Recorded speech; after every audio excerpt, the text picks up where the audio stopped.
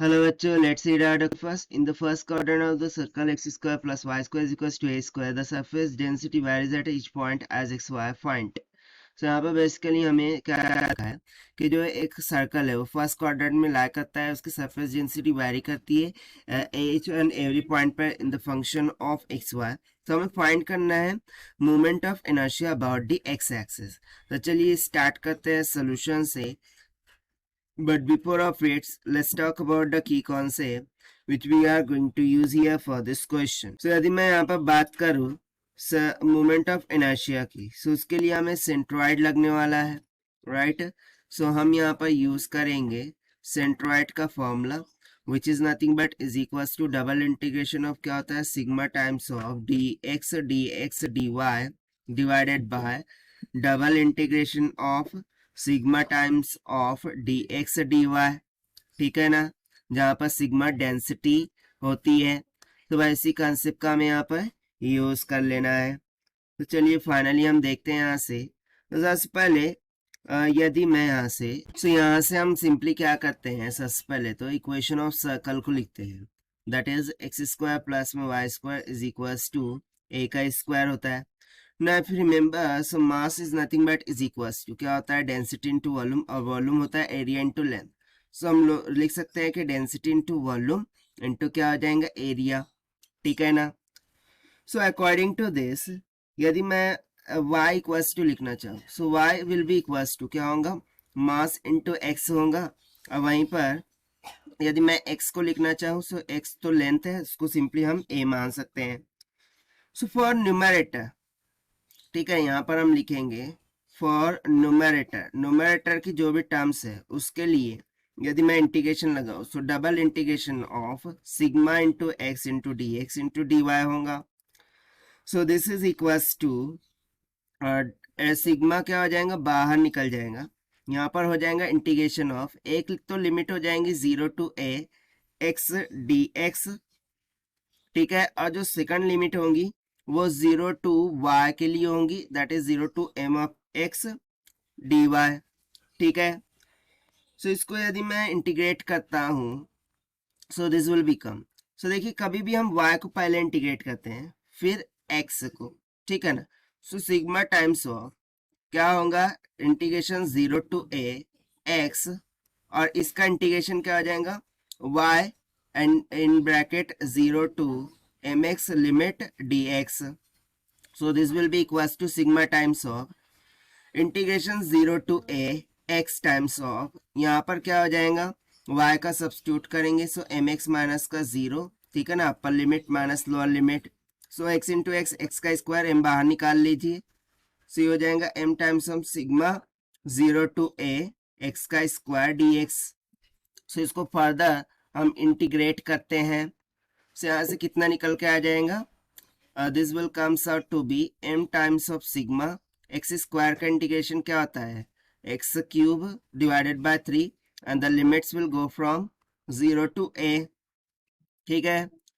So this will be equals to m times of sigma divided by 3, और यहाँ पर simply क्या हो जाएगा a का क्यूब. ठीक है, इतना क्लियर हो गया. सो बेसिकली ये जो हमारे पास निकल के आया है के लिए आया है हमारे पास न्यूमरेटर के लिए इंटीग्रेशन आया है. इसे हम मान लेते हैं इक्वेशन नंबर फर्स्ट. उस तरीके से मैं डिनोमिनेटर को डेन मानता हूँ. सो उसके लिए कैलकुलेशन करेंगे. तो देखिए सिग्मा निकल के बाहर, डबल इंटीग्रेशन ऑफ क्या दे रखा था dx dy. ठीक है. सो लिमिट सेम रहेंगी, दैट इज 0 टू a, और ये रहेंगे 0 टू m ऑफ x. सो पहले y को इंटीग्रेट करेंगे, सो सिग्मा बाहर 0 टू a बाहर, फिर उसके बाद यहाँ पर y का इंटीग्रेशन क्या हो जाएगा y ओके 1 dy क्या हो जाएगा y, limit will go from 0 to m of x out of the bracket dx. So this will be equals to sigma times of 0 to a, यहाँ पर क्या हो जाएगा mx dx. अब क्या करेंगे m को बाहर निकाल लेंगे. सो m टाइम्स ऑफ सिग्मा ये हो जाएगा simply x square by 2 and the limits will go from 0 to a. ठीक है. सो यहाँ से देखिए जो डिनोमिनेटर की टर्म है उसके लिए हमारे पास इंटीग्रल क्या निकल के आ रहा है m सिग्मा इंटू a का स्क्वायर बाय 2. इसे हम मान लेते हैं इक्वेशन नंबर 2. ठीक है, इसे हम क्या मान लेंगे equation number 2।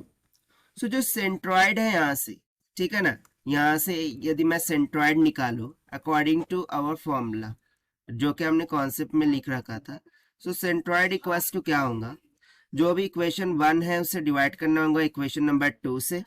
So this will comes out to be sigma into m into a cube divided by 3 divided by sigma into m into a square by 2।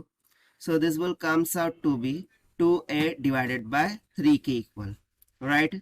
अब ये जो निकल के आया है ये बेसिकली हमारा क्या निकल के आया है, डेंसिटी, सॉरी सेंट्रॉइड निकल के आया है। बट हमें फाइंड क्या करना था, मोमेंट ऑफ इनर्शिया।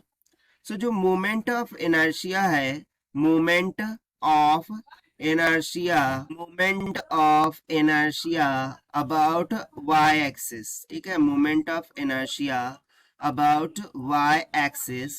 सो ये सिंपली क्या हो जाएगा, this will be equals to, इसके लिए हमें अगेन इंटीग्रेशन करना होगा 0 टू a, ठीक है ना, और डबल इंटीग्रेशन करना होगा 0 टू m ऑफ x, और यहाँ पर ये हो जाएगा x square y square d y d x, ठीक है।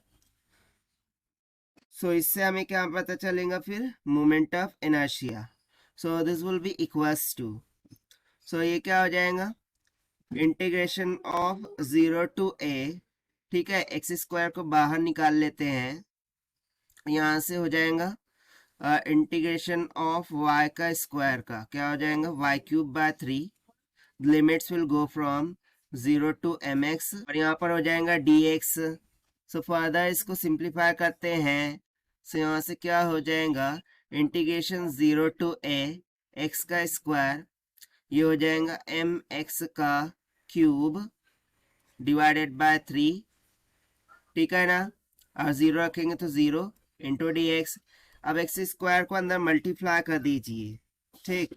सो क्या हो जाएगा, सो m का क्यूब निकल गया बाहर, यहाँ पर बच जाएगा integration 0 to a x raise to 5 divided by, okay 3 को भी बाहर निकाल लेते हैं, और इंटू डी एक्स हो जाएगा, राइट।